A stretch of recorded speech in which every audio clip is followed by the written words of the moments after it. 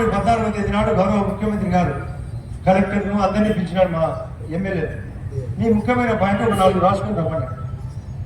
అంటే మీ యొక్క నియోజకవర్గంలో పాయింట్ ఎన్ని 4 లేదు ఒక 4 రాయాలని చెప్పడంతో కలెక్టర్ గారు రాత్రి 16వ తేదీ ఫిబ్రవరి అయితే 19వ తేదీ నాడు మన సవిత ఇన్ఛార్జి మంత్రి సమక్షంలో వాళ్ళ ఇంట్లో కూర్చొని రాశారు. ఒకటి గండికోట ముడక చాలా పెద్ద సమస్య. ఒకటోది ఉన్నారు గండికోట ముడకలు పాప బాధితులు గండికోట ముడక. నేను అసెంబ్లీలో మాట్లాడినా. అసెంబ్లీలో ఏం మాట్లాడా? అడిగినా అడుక్కున్నా అంశం అడుగుతుంది కానీ అడుగుపడడం లేదా దేశాన్ని అడిగాను కదా. రాజుని పెద్దపడే వాళ్ళు ఉన్నారు. అది నీళ్లు పారుతాడాయి కొనకం పోతుంది దానికి కావాలని అది అడిగినా. నేను ఇంకోటి అడిగిన రాజోళ్ళ పైన ఒక సామెత ఉంది. ఆ ఇంట్లో ఆ బజార్లో ఒక ఆమె అడుక్కుంటా పోయేటప్పుడు ఒక సామెత ఉంది. అమ్మ బువ్వ పెట్టుకునే పర్వాలే ఈ కుక్కను కట్టేసుకోండి.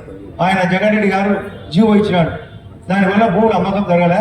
కనీసం భూములు అమ్ముకునే దానికి పర్మిషన్ అంటే ఇవ్వని అడిగినా. నేను కలెక్టర్ మాట్లాడుకుని ఎవరైనా పిటిషన్ పెడితే మాకు అమ్ముకుంటామంటే పర్మిషన్ ఇచ్చేదానికి ఒప్పించాను.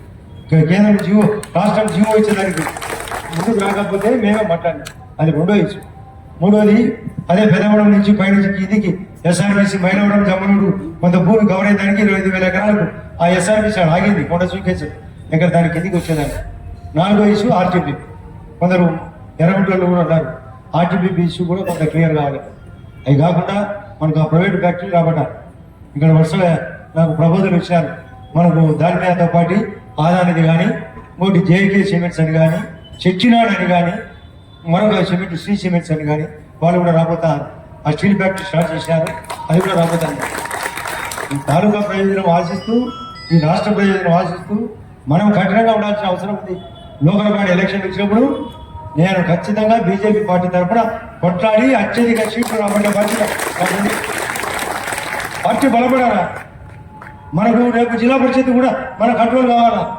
అవసరమైతే జిల్లా పరిషత్ కూడా మన బీజేపీ పార్టీ చైర్మన్ అడగాల్సిన అవసరం లేదు. మనకు ఉంది హక్కు.